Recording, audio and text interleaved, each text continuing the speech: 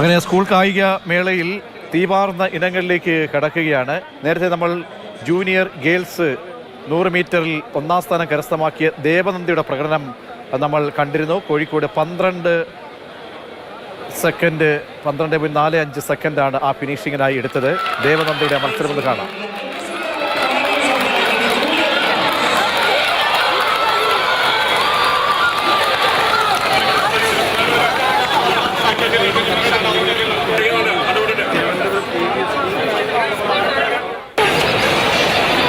Sir ഇവിടെ ഉണ്ടോ?